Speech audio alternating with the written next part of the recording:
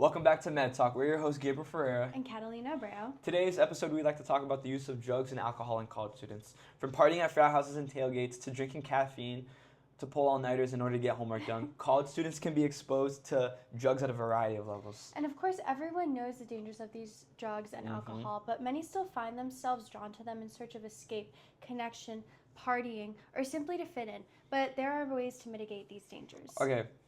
Give me the textbook definition of what a drug actually is. So, according to Oxford Dictionary, it is a medicine or other substance which has a psychological effect when ingested or otherwise introduced into the body. And according to Urban Dictionary, some idiots don't seem to realize that caffeine is a psychoactive. Even cocoa contains a drug. And let's not forget alcohol. Alcohol is perfectly legal, but many other recreational drugs are not, only because alcohol is better at sedating the masses. I forget that you can consider alcohol as a drug because it literally is. But what's crazy to me is that you can find it anywhere. You can find it at Walmart, Publix, pretty much any retail store. And it's a drug, but people still do it anyways.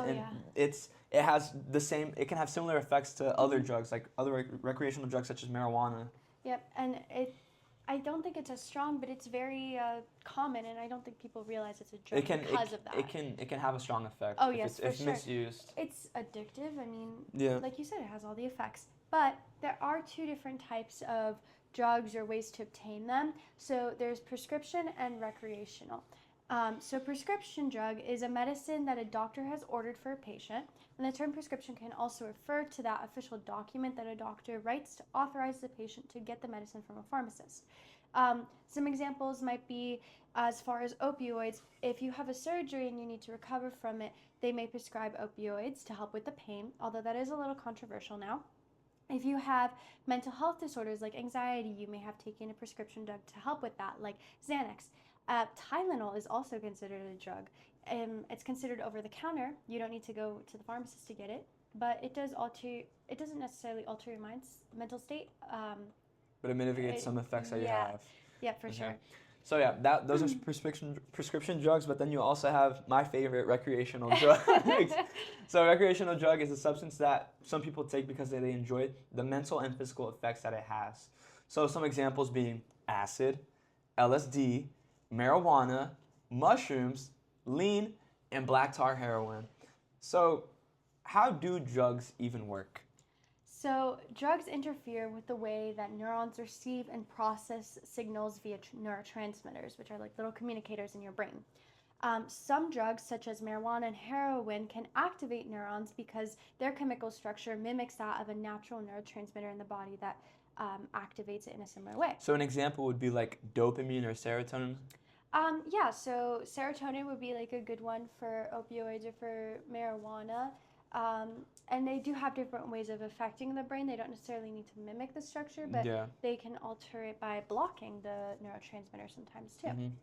And this goes into how there are 4 different kinds of drugs because they do have their different ways of altering the neurotransmitter and the neuron connection and all that kind of stuff.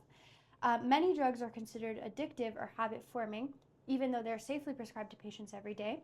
And for many patients, this is the extent of drug use as it ends with the prescription. So unfortunately for a large number of patients, they can end up becoming addicted to prescribed medicine, even if it's taken as directed.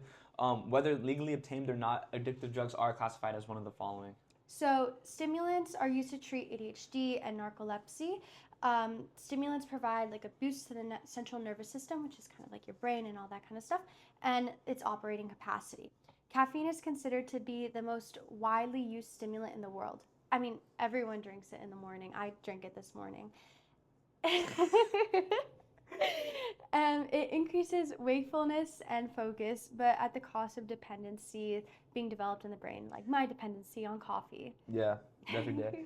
So actually, pretty much almost the opposite of a stimulant are depressants. Depressants actually inhibit the central nervous system's ability to process information.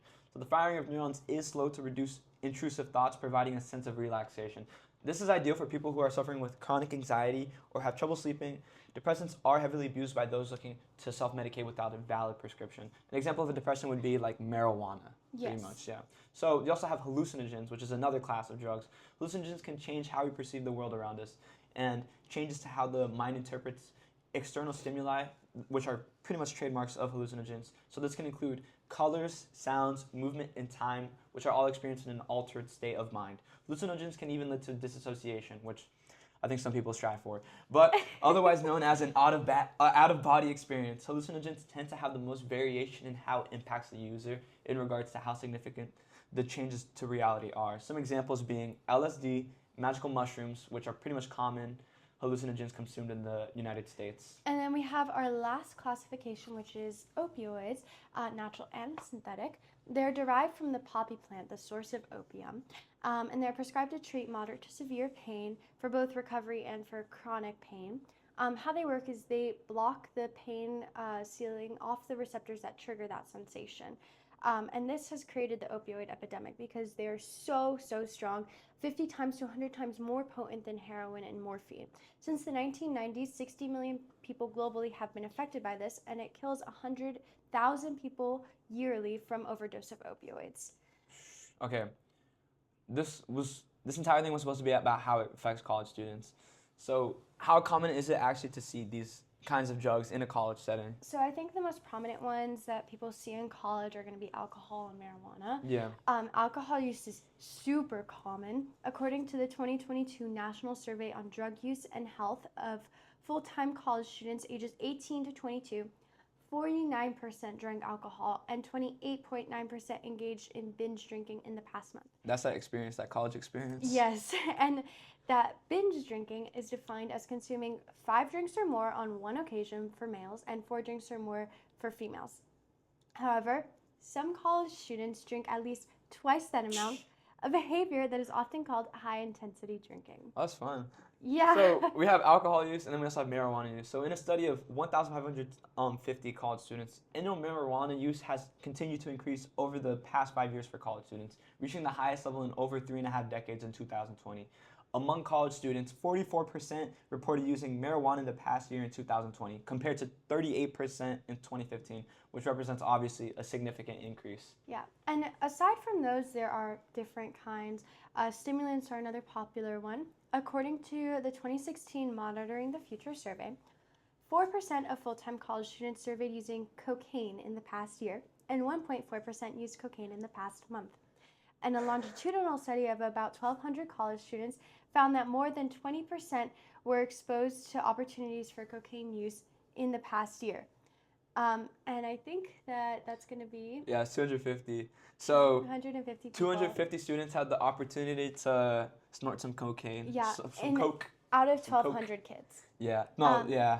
Yeah, and caffeine in any form was consumed by 92% of students in the past year. Obviously, caffeine is not cocaine, not in the same ballpark as how strong it is. They are stimulants, though. They are very much so stimulants. And mean daily caffeine consumption for all students, including non-consumers, was 159 milligrams, with a mean intake of 173 milligrams among caffeine users, mean being like average. Coffee was the main source of caffeine intake for consumers. Obviously, I mean, we all love our coffee. Students provided multiple reasons for caffeine use, including to feel awake, which is 79%, enjoy the taste, 68%, the social aspect of consumption, 39%, improve concentration, 31%, increase physical energy, 27%, improve mood, 18%, and alleviate stress, 9%. Okay. I'm in all of those. It's kind of strange to think about how cocaine and caffeine are technically both considered stimulants. Obviously, cocaine is it's way out there compared to stimulants. But at the same time, too, obviously, I guess it makes sense as to why people take or just drink coffee, for example. Like, you're drinking coffee. Yeah. Like, the benefits are clearly there. Mm-hmm. I think it's just a matter of how frequent and, like, just the amount of moderation that you actually take, I guess, caffeine, for instance. I mean, realistically, like, I joke that I have caffeine all the time, but I like decaf coffee most of the time. Yeah, she says that. I had caffeine this morning. I haven't had caffeine the rest of the week. So. Yeah. So, but another drug that college students, I guess, it can be commonly seen is also psychedelics. Mm-hmm. So the annual prevalence of MDMA use among college students more than doubled from 2004 to 2016. And the rate of emergency room visits resulting from MDMA use in this age group continues to increase. College students reported taking hallucinogens and MDMA for reasons such as Yeah, not for no reasons. Because I don't know who's going to be taking mushrooms or shrooms for no reason, such as curiosity, a desire to escape or to achieve a novel experience, and even social stressors. So, social pressures. Why might students end up actually resorting to using drugs, and like how common is this exposure, and just what does it really affect? So I think the biggest one is going to be peer pressure, and a lot of that comes from fraternities, which you can go into that with your frat boys. Yeah, so my frat boys. I'm not a frat. No, he's not. I'm No not in a frats. frat. Members of fraternities and sororities have some of the highest rates of substance use on college campuses compared with non-members. Fraternity and sorority members are more likely to use alcohol, cannabis, and other drugs, as well as binge drink more frequently and smoke cigarettes. Males who live in fraternity houses during college not only have a heightened risk of binge drinking, but are also at a higher risk of an alcohol use disorder later in adulthood.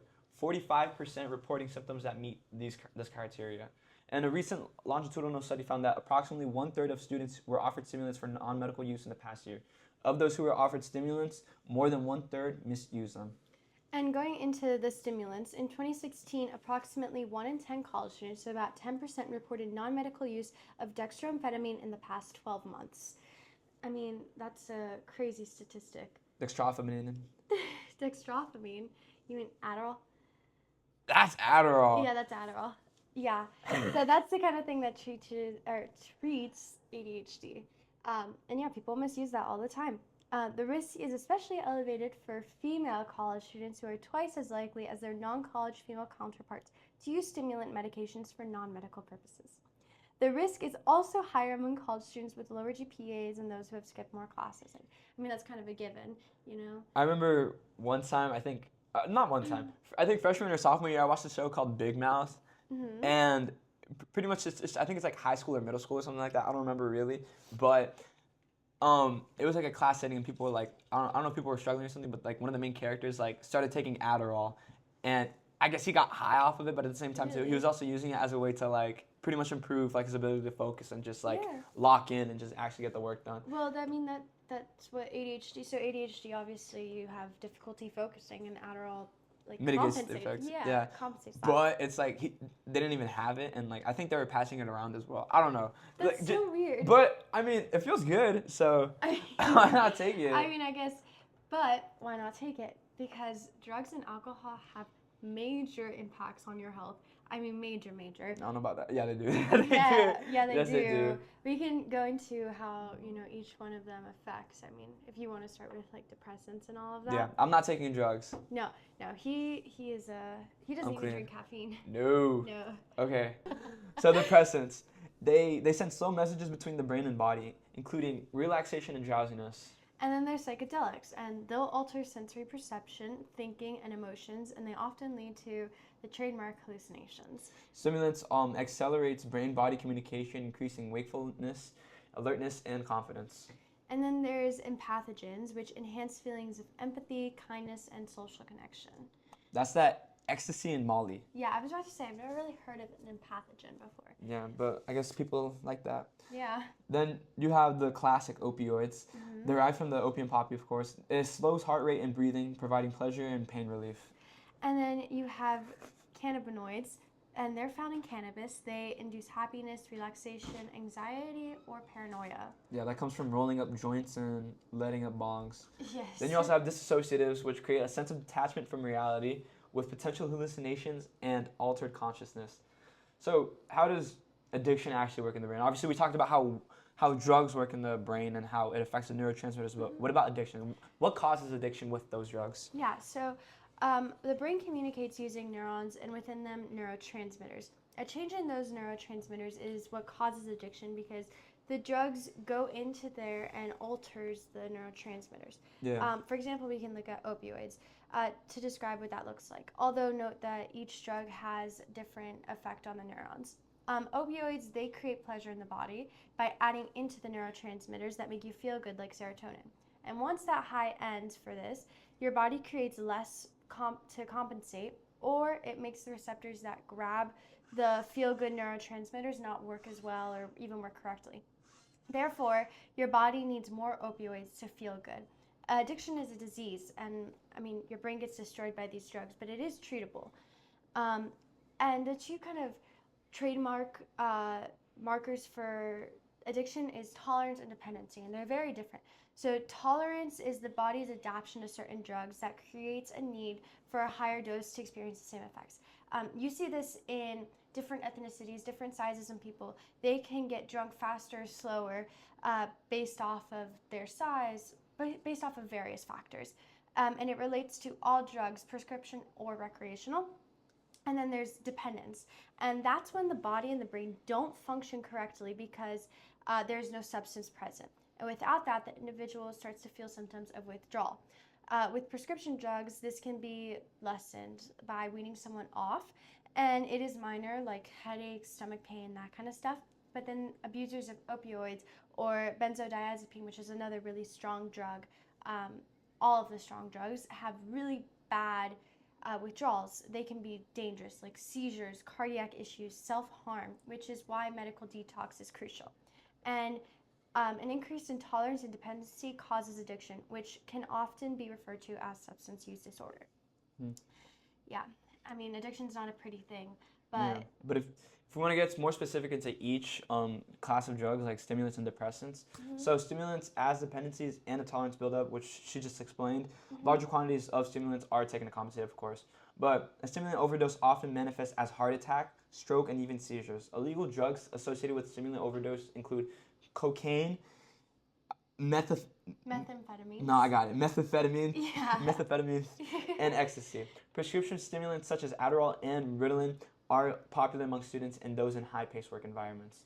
And then depressants, depressant abuse can lead to side effects that make it difficult to interact with the world around you. So simply maneuvering around the house becomes impossible due to dizziness and a total lack of coordination. If stumbling through a room sounds like a familiar experience, it's likely due to the fact that alcohol is the most common depressant used. That drunk feeling you get is due to the depressant nature of that drink. Okay, but why is it important to understand the differences between how tolerance, dependency, and addiction works? Is that something that can be easily mixed up or Yes. confused, I guess, in that sense? Yes, all the time. So there are different ICD codes called International Classification of Diseases, and they're important to understand because you use them for standardizing data, correct procedural treatment, payment, and even death certificates. And sometimes tolerance and dependency they get interchanged, and also addiction. But those are all different ICD codes. I mean, you can go into, we found how there are different veterans who have opioids and opioid use. Yeah, and their ICD codes get all mixed up. I mean, if you want to go into how that kind of worked out. Okay, so examining the medical records of 520 American veterans who have been assigned ICD-9 or ICD-10 codes for opioid use, opioid abuse, or opioid dependence, the authors found that only 57.7% showed clear signs of what the Diagnostic and Statistic Manual of Mental Disorders, 5th edition, defines as opioid use disorder. In fact, nearly 1/5 had no indication of having any addiction issues. They were simply taking long-term opioid therapy for chronic pain, which should not warrant a diagnosis at all. And when they're getting that diagnosis, they're also getting treatment that they really don't need. Yeah. But it is important to also get the people who need that diagnosis their treatment because, long-term drug dependency has bad effects. So it's pretty much just a scrambling, they just got misdiagnosed and just misplaced pretty much? Yeah. Wow. I mean, and that drug dependency has different effects like drug-induced liver injury, which can cause jaundice, fatigue, weight loss, and enlarge the liver and kidneys. So it affects different organs pretty much? Oh yeah, it affects your whole body. Yeah. Cocaine and heroin and amphetamines can cause kidney damage. And heroin addicts are especially prone to renal diseases, which are kidney diseases. Most illegal drugs can also have adverse cardiovascular effects, including heart attacks, abnormal heart rate, collapsed veins, and bacterial infections. I didn't know it could collapse your veins. That's crazy. Oh, yeah. Injection drug use can lead to infective endocarditis, which can cause, you're going to have to help me here, arrhythmias, blood clots, valve damage, or heart failure. Drug use can cause dental caries, enamel erosion, chronic periodontitis, and tooth loss. This can be due to the direct pharmacological effects of the drug on oral physiology, or indirectly due to poor nutrition and oral hygiene. So, what are some drugs that can actually affect oral health? Is that like vaping? Could vaping affect your oral hygiene, or like smoking, Yes. or I Those, guess smoking like cigarettes or marijuana? so it's mainly all the things that you take orally because it erodes at your teeth, and obviously, these kinds of drugs are not supposed to be in your body. Yeah. Actually, my grandfather, he used to smoke a lot, smoke cigarettes, and he developed tongue cancer from that. Whoa. Yeah, so they actually had to cut off a piece of his tongue, I believe, if I recall this story correctly. And that was all because, he smoked cigarettes. I mean, people get yellow teeth from smoking cigarettes. Chewing tobacco. Yeah, chewing tobacco. That's another one that people get. I mean, if you want to go into also mental health is another really big issue that drugs can affect. Yeah, so mental health. Drug use can cause mood swings, increase aggression, insomnia, and other mental health issues. Other risk factors for drug-related harm includes mixing drugs, snorting, injecting, sharing injecting equipment. That's so bad. Yeah. And using drugs regularly for a long period of time. Just to kind of go into sharing injection stuff, that's where we get a lot of our bloodborne pathogens from. Yeah. So in medicine, they always say, like, make sure that the nurse is opening that package in front of you, because if they don't, it doesn't mean that it was cleaned. And bloodborne pathogens like What is that? hepatitis, HIV, Yeah. all those kinds of things. Oh, it pretty much just crosses. Mm-hmm. Okay. So yeah, so it's just how you get the illness. Yeah. It's bloodborne. So if you're sharing an injection, I give you mine. I have hepatitis. Yeah. You don't have hepatitis. I give you my needle. You inject yourself with that needle. You now have hepatitis. There's an episode of Family Guy where Stewie Griffin and Brian Griffin, it's just these two characters, like main characters. Yeah. They become blood brothers, and I think one of the other gave them I think it was herpes. One of them gave the other one herpes. Yeah. So that's bloodborne pathogen technically, or sorta. That one's more contact. I mean contact based, but it's like but it goes through blood pretty much. Sorta, I guess you could say it could, but yes, along the same lines. I mean, you can kind of see those two together. Okay, but with how these affect, I guess your body, what kind of effects can it have externally pretty much externally to college students? Like, how does this relate to college students? Okay, so let's take alcohol for instance. Mm-hmm. So obviously you have these negative side effects that can occur, like through your body as well, but then also can affect you externally through academics. So obviously college students. So about 1 in 4 college students report experiencing academic difficulties from drinking, such as missing class or getting behind in schoolwork. In a national survey, college students who binge drink alcohol at least 3 times per week were roughly 6 times more likely to perform poorly on a test or project as a result of drinking, which is 40% versus 7%, than students who drank but never binged. The students who binge drank were also 5 times more likely to have missed a class, 64% versus 12%. Another effect that alcohol can have on college students is death. So the most recent statistics from the National Institute on Alcohol Abuse and Alcoholism estimates that about 1,519 college students ages 18 to 24 die from alcohol-related unintentional injuries, including motor vehicles and crashes. And it doesn't stop there. There are other unfortunate consequences that can also come from drinking in college students. Like what? I mean, there's assault and sexual assault, even more so than death as well. The most recent National Institute on Alcohol Abuse and Alcoholism statistic estimates that 696,000 students ages 18 to 24 are assaulted by another student who has been drinking. See, like, I can't believe that's such a high number. I know. It's like I know everyone says to be careful when you're drinking and stuff, but 609, that's you're reaching close to 1 million almost there. Obviously it's not there, but it's kind of close. Yeah, and I mean it's terrible. It's more common than people think. I think. Yeah, I think that most people don't realize how frequent this kind of stuff is happening. Yeah. And then again, sexual assault. Although estimating the number of alcohol-related sexual assaults is exceptionally challenging since sexual assault is typically underreported, researchers have confirmed a long-standing finding that 1 in 5 college women experience sexual assault during their time in college. A majority of sexual assaults in college involve alcohol or other substances. Research continues in order to better understand the relationships between alcohol and sexual assault among college students. Additional national survey data are needed to better estimate the number of alcohol-related assaults.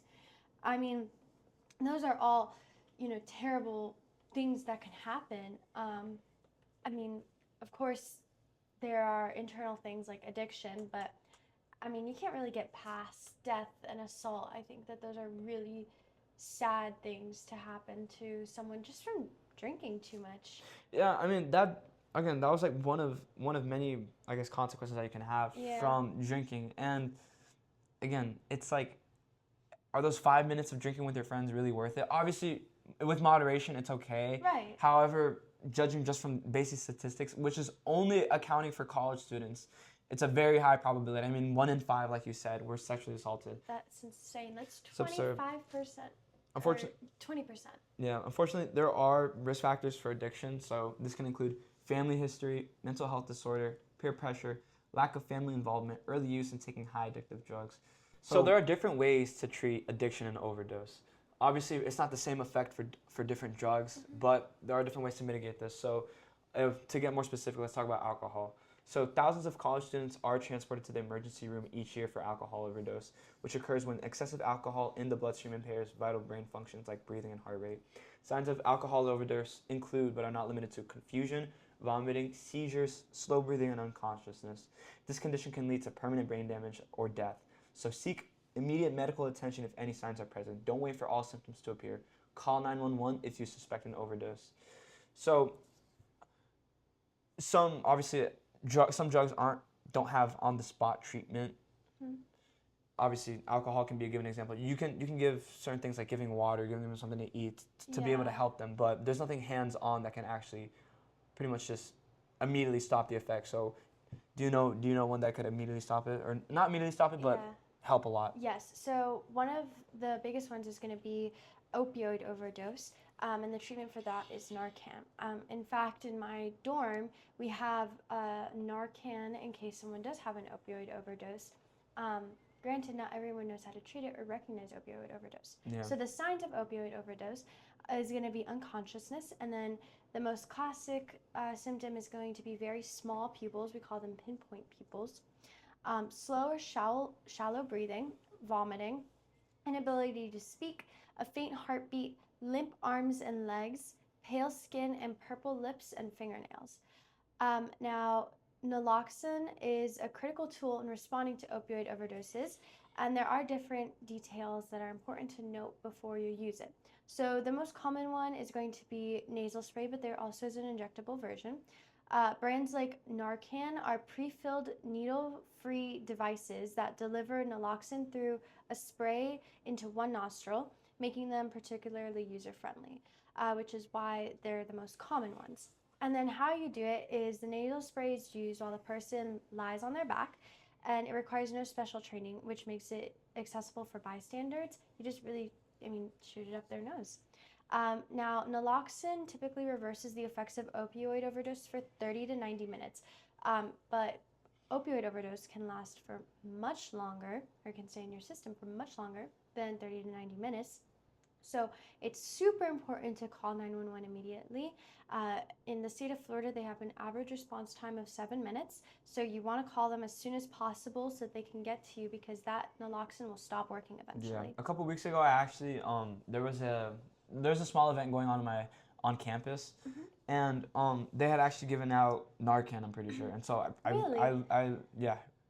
So I pretty much have Narcan? I just have Narcan in my room right now, Really? just sitting in there, and it was a bunch of other things as well to help prevent something like that, which hopefully I never have to be in that situation, but I mean, now I'm made aware of it, and like that's something I didn't even know that existed until it was made aware or made present to me in college. So okay, with overdoses, of course, something happens in the moment, people have to be able to know how to respond to it immediately. Yeah. Okay, but what about those people that are currently suffering through addictions? What can they do in order to be treated successfully? Yeah, so addiction is a treatable disorder. It's not curable, but you can take different treatments to help alleviate the symptoms.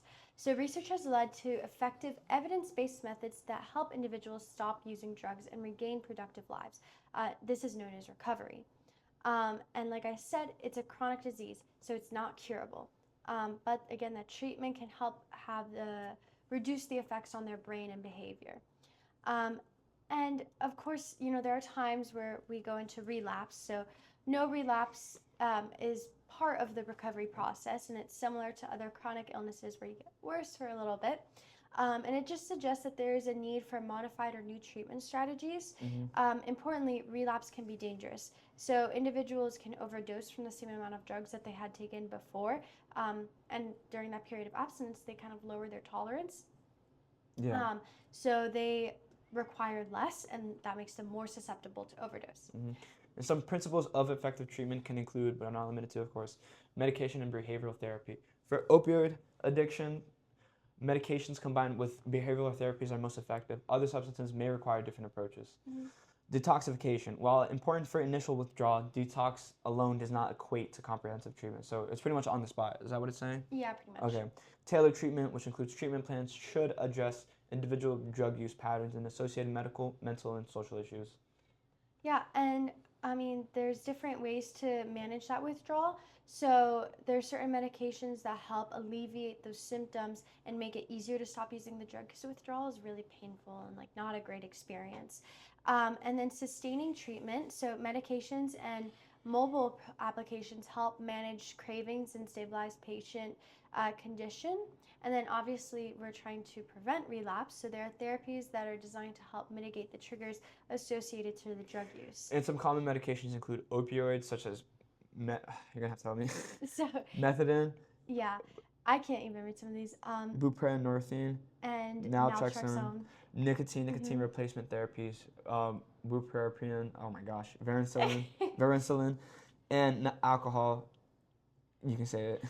Naltrexone, yeah. Disulfiram, and acamprostate. These are just drugs that help. They're not drugs. They're ways that. That's medication. Yeah, they're medications. Yeah, so they are drugs that help lessen the feeling of not having that substance in your body. So think of like a nicotine patch. You use those to help, deliver a little bit of nicotine and kind of ease you off. Yeah. But again, that's not the only thing that we can turn to. So there are also behavioral therapies. So behavioral therapies, they aim to modify attitudes and behaviors related to drug use, with helping patients cope with stress and triggers. Some which include cognitive behavioral therapy, which recognizes and avoids situations that lead to drug use. Contingency management, rewards for staying drug-free. Motivational enhancement therapy encourages readiness for change. Family therapy, which addresses family dynamics after affecting drug use. And 12-step facilitation, which prepares individuals for participation in support programs. And I think effective treatment programs addresses the whole person, so considering various consequences of addiction on health, family work, and community life.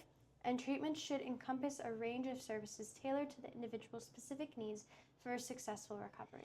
Yeah, because it's very easy to get on something, but then having to get off something is a completely different story. Yeah. And so being able to approach something as serious as an addiction, or just even students who are unfortunately getting into certain situations that are going to inhibit their ability to perform in college, but even just in life in general, it should be made aware of how to handle situations like that. And so I think it's important to be made aware, as my college has made me more aware of the effects of drugs and alcohol, but also more importantly, be able to speak out and just know when something's going to happen, because you never know a minute when, if you're at a party and then someone just collapses because of an overdose of any kind. Exactly.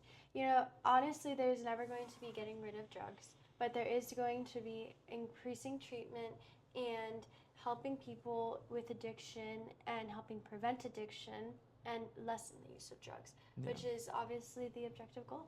Yeah. So thank you so much for listening. Next podcast will be in 2 weeks, so October 6th. And until next time, let's talk med.